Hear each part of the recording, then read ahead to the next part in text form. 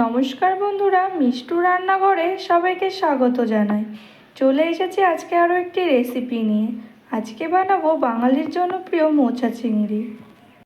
মোচাটাকে ভালো করে বেছে নিয়ে তারপরে কেটে রেখেছি। এবার আমি মোচাটাকে ভাপিয়ে নেব। এবার আমি কড়াইয়ের মধ্যে জল দিয়ে মোচাটাকে দিয়ে দিয়েছি। এবার এর মধ্যে নুন আর হলুদ দিয়ে দেবো একটু। এবার দিয়েছি এর মধ্যে কিছুটা পরিমাণে নুন, কিছুটা পরিমাণে হলুদ। ভালো করে মিশিয়ে নেব জলের সঙ্গে।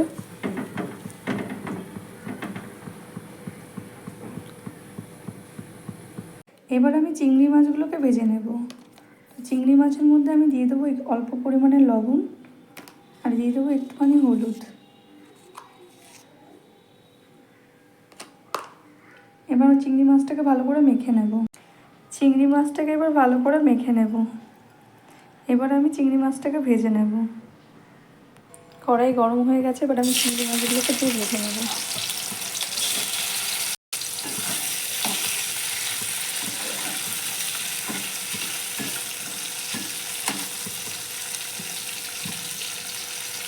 চিংড়ি মাছটা আমার ভাজা হয়ে গেছে, এবার আমি এটাকে নামিয়ে নেব। চিংড়ি মাছগুলোকে ভেজে নামিয়ে নিয়েছি। এবার এই একই তেলের মধ্যে দিয়ে দেবো ছোটো ছোটো টুকরো করা আলু। এই আলুগুলোকে একটু নুন হলুদ দিয়ে ভালো করে ভেজে নেব।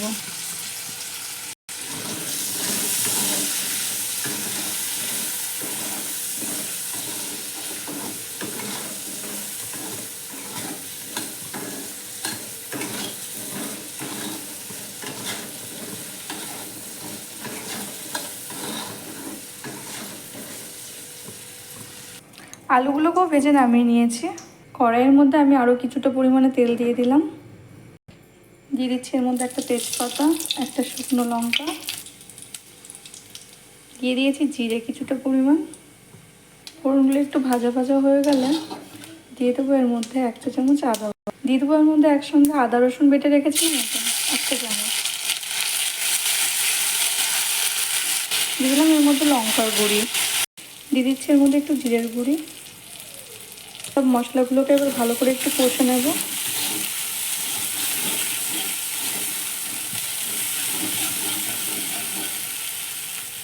এবার দিয়ে দেবো এর মধ্যে ভাপিয়ে রাখা মোচাগুলো দিয়ে এবার আমি একটু মিশিয়ে নেব।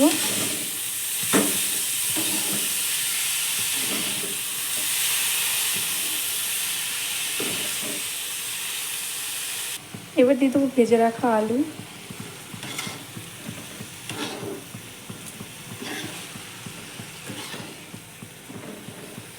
এবার দিয়ে দেবো ভেজে রাখা চিংড়ি মাছ। এবার ভালো করে মিশিয়ে নেব।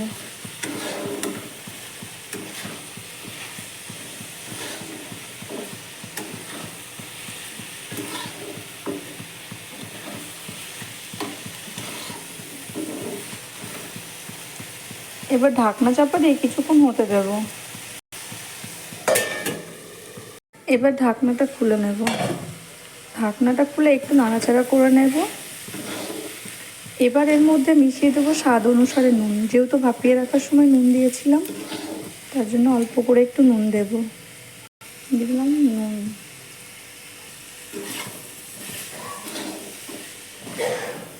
এবার দিয়ে দেবো হালকা পরিমাণে চিনি।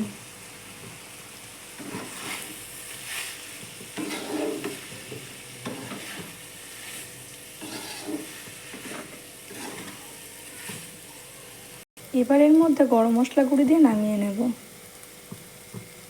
এবার একটু মিশিয়ে নিয়ে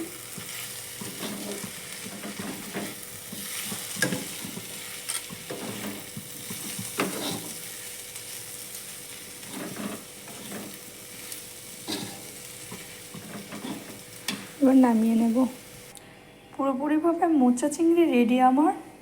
এটা গরম গরম ভাতের সঙ্গে খেতে খুবই ভালো লাগবে। আপনারা একবার ট্রাই করে দেখতে পারেন।